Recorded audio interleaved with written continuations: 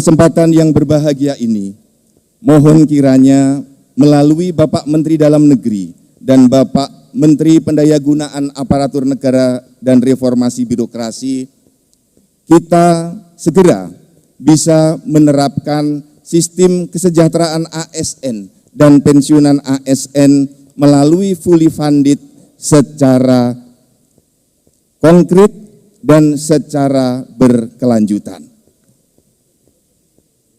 Ini tidak mungkin serempak, harus ada agen perubahan. Perubahan besar nggak pernah terjadi tanpa ada agen. Dan agen itu adalah salah satunya yang paling kunci adalah aparatur sipil negara Korpri yang jumlahnya 4 juta. Saya paham tadi Pak Ari Ginanjar menyampaikan ada 7 macam tadi. Kalau dalam bahasa saya, ini nggak keluar dari ilmunya Maslow. Setiap orang punya keinginan-keinginan, punya harapan-harapan dan punya kebutuhan. Teori needs theory Maslow. Orang pasti akan berusaha memenuhi kebutuhan basicnya, sandang, pangan, papan. Itu natural. Ya. Seorang ahli juara maraton Olimpiade harus orang yang sehat. Orang yang sehat belum tentu jadi juara maraton. Tapi yang pasti kalau dia sakit nggak mungkin jadi juara maraton. Analoginya adalah kira-kira untuk membuat orang bisa bekerja dengan baik, maka basic needs-nya, kebutuhan dasarnya harus dipenuhi. Tapi kalau sudah dipenuhi kebutuhan dasarnya, belum tentu juga dia akan kinerjanya bagus. Tapi yang pasti kalau kebutuhan-kebutuhan yang nggak terpenuhi, yang dasar terutama susah untuk bekerja secara maksimal. Nah, kemudian yang berikutnya lagi ingin saya sampaikan adalah tolong rekan-rekan pahami betul bahwa leadership rekan-rekan kita udah tahu leadership dari para pimpinan-pimpinan juga harus bisa mengadopsi leadership yang sesuai dengan situasi demokrasi saat ini, yaitu kepemimpinan yang demokratis, yang mau mendengarkan dan kemudian bisa memberikan solusi, dialog, bukan saja monolog, dan kemudian di saat tertentu memang harus mengambil tindakan tegas ketika dianggap secara kontingensi perlu dilakukan. Kepemimpinan demokratis perlu, dan juga menjadi pengikut yang baik, karena ilmu kita selalu ilmunya leadership terus. Saya belum pernah mendengar ada ilmu followership.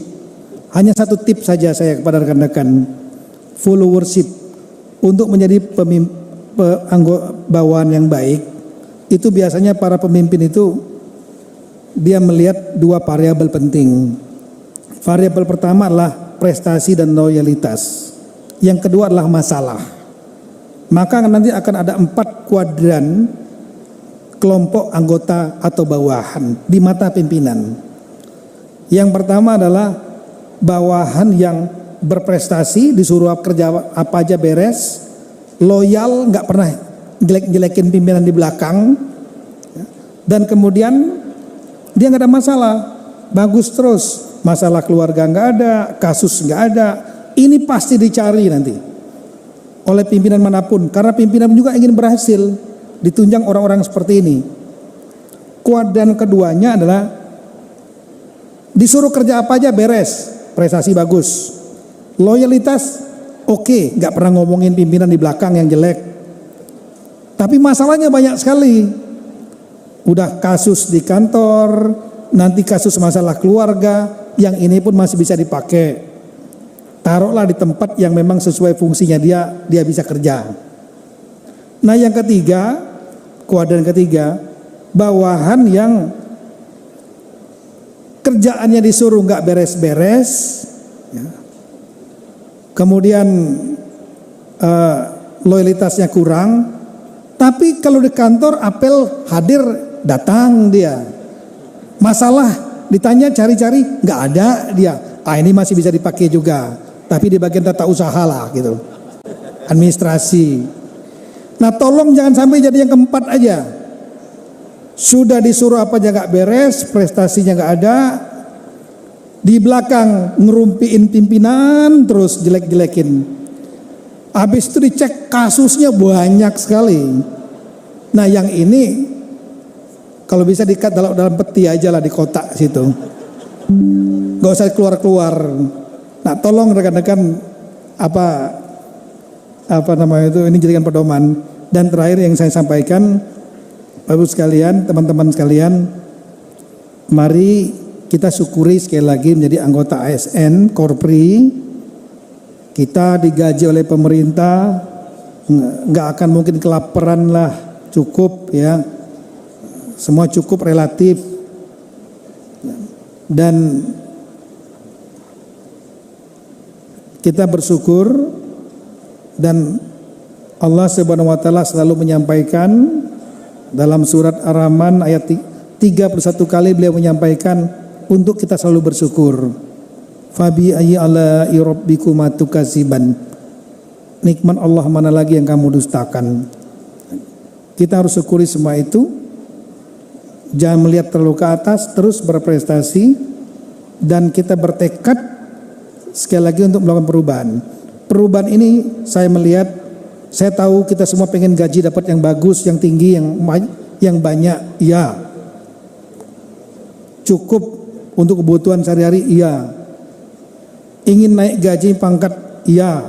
Tunkinnya kalau bisa naik, semua pengen, pasti itu, natural. Setuju kan? Itu hanya bisa dimulai kalau terjadi perubahan dalam tata pemerintahan, yaitu mengenai anggaran pendapatan belanja. Kita upayakan agar pendapatan kita bisa maksimal, baik dari sumber daya alam ataupun sumber-sumber daya lain, dengan minimum kebocoran. Maka kita akan mendapatkan pendapatan yang tinggi, pusat maupun daerah.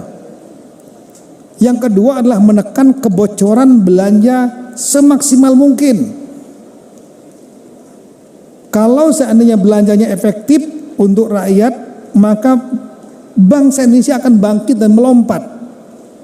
Sungguh Indonesia akan bisa melompat, bukan mimpi. Orang sekarang aja sudah menjadi pemimpin G20 yang dihitung dunia. Pertumbuhan ekonominya positif di atas 5%, inflasinya terkendali, pandemi COVID relatif terkendali. Banyak sekali indikator kesuksesan bangsa kita yang dihitung dunia. Nah, tapi lingkaran setannya adalah kebocoran-kebocoran di pendapatan, kebocoran-kebocoran di belanja, akibatnya nggak maksimal. Karena nggak maksimal pendapatan, penghematan dilakukan, rasionalisasi dilakukan, ya gajinya pegawai negeri sama gajinya tunjangan kinerjanya jadi nggak naik juga. Jadi kalau seandainya pengen naik gaji, naik tunkin, keuangan di tingkat pusat dan di tingkat daerah semua harus bisa optimal. Artinya kita harus menekan budaya korupsi, ya yang sudah ya.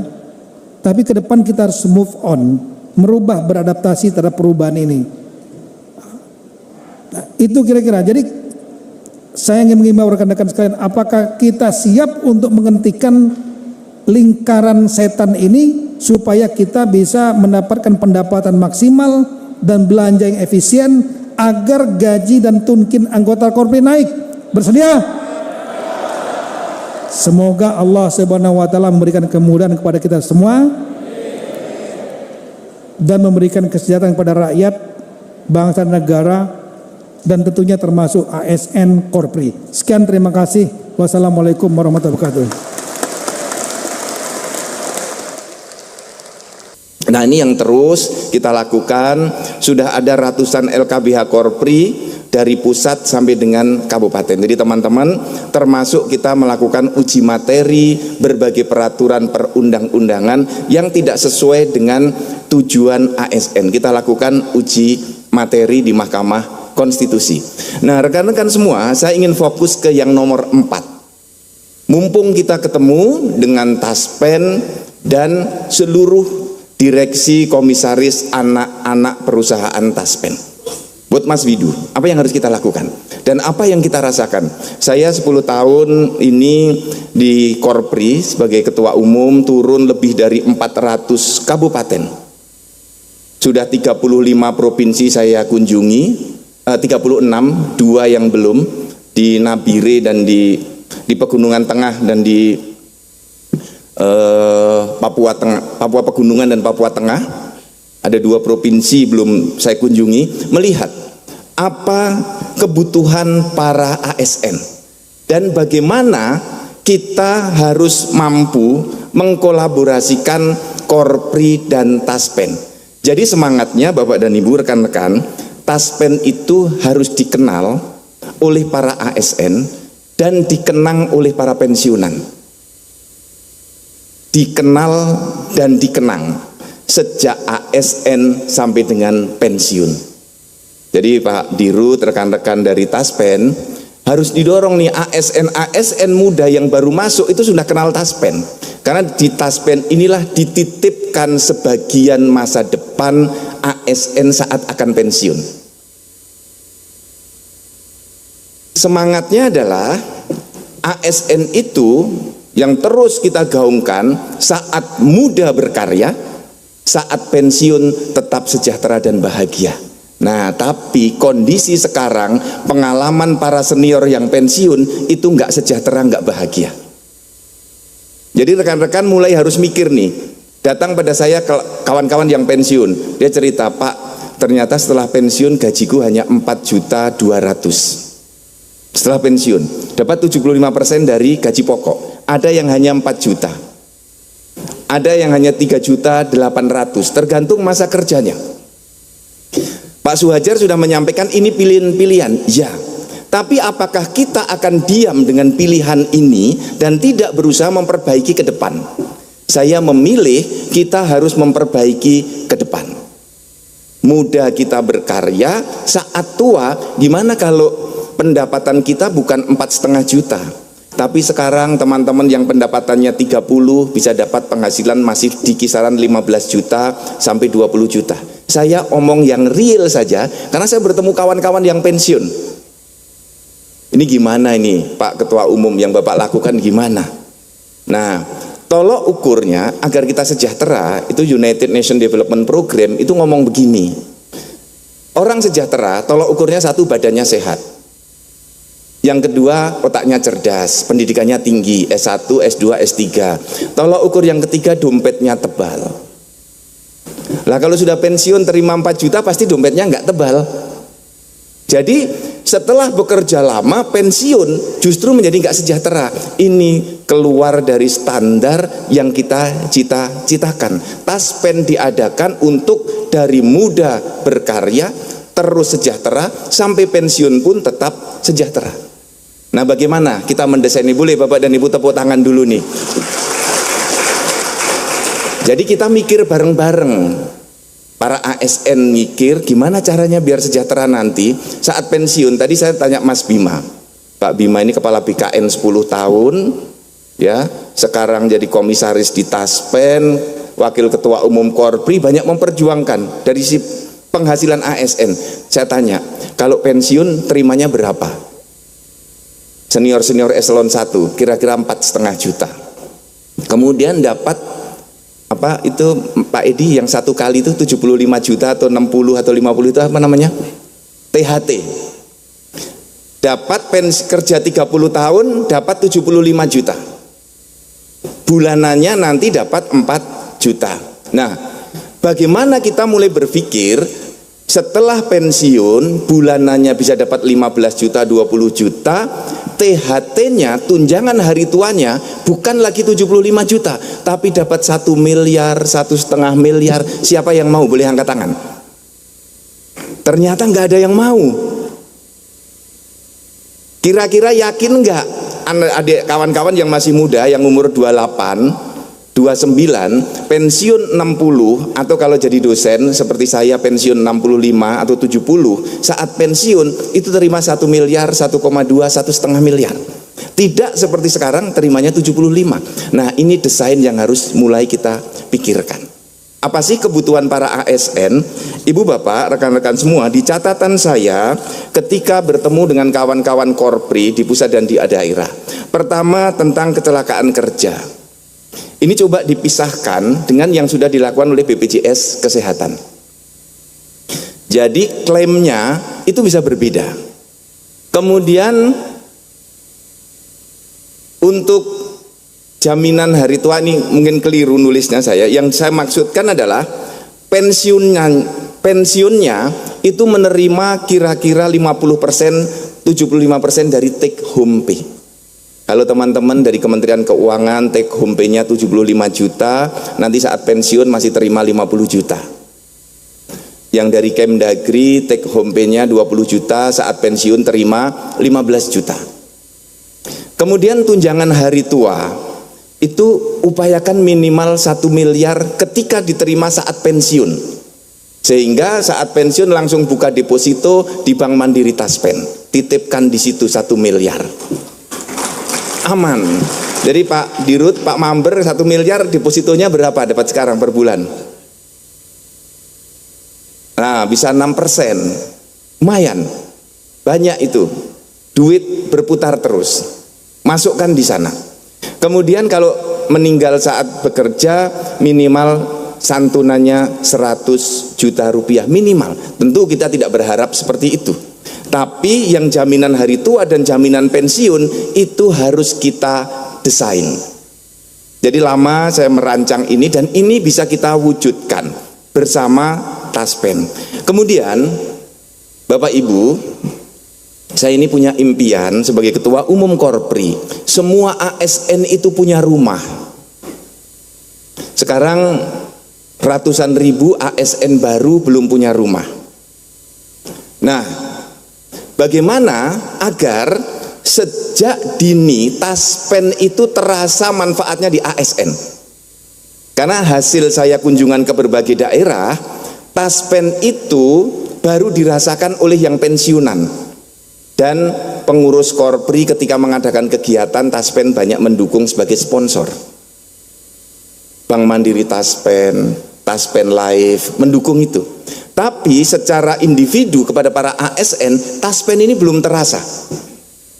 Padahal banyak anggota Korpri, para ASN muda belum punya rumah. Nah, jadi Pak Aryandi, Pak Komisaris semua, Pak Edi, Pak Bima, teman-teman dari Bank Mantap, Taspen Live, Taspen Properti, bagaimana kalau semua ASN yang belum punya rumah itu dibuatkan apartemen oleh Taspen dan nyewanya gratis, tinggal di situ gak bayar, taruh saja deposit tiap bulan 2 juta. Taruh aja di situ. Tiap bulan 2 juta, nanti setelah 60 bulan, kira-kira 5 tahun, duitnya dikembalikan kepada ASN tadi, dia harus keluar dari apartemen untuk beli rumah. Dengan uang muka, uang yang didepositkan tadi. Jadi kalau sekarang datang pada saya minta Korpri memperjuangkan perumahan bagi para ASN, oke, saya ke BTN mulai membuka ruang. Hanya masalahnya ASN muda kita kesulitan uang muka, kesulitan membayar uang muka. Kalau mau kredit bank, uang mukanya nanti nyicil untuk uang muka dan nyicil untuk cicilan rumah, 2 kali nyicil, berat, habis gajinya. Kemudian tenornya terlalu pendek, 15 tahun, 20 tahun. Kalau bisa tenornya sampai 30 tahun, ini akan lebih ringan lagi. Nah, bagaimana caranya agar Taspen dengan Taspen Properti, dengan seluruh anak perusahaannya bertahap membangunkan apartemen-apartemen kerjasama dengan Pemda, baik dengan mekanisme BOT atau BTO, monggo dipilih mana yang bagus, dan ini akan langsung terasa kepada para ASN. Semangatnya adalah menempati apartemen secara gratis. Setuju nggak teman-teman? Disiapkan apartemen ASN yang belum punya rumah gratis, 5 tahun tinggal di situ. Tampaknya ini nggak ada yang setuju ini. Kalau di daerah, wah bagus sekali Pak, setuju Pak. Cuman Anda tinggal naruh deposit 2 juta per bulan, 1 juta per bulan, 1,5 juta per bulan. Nanti tahun kelima uang dikembalikan semua untuk bayar uang muka rumah.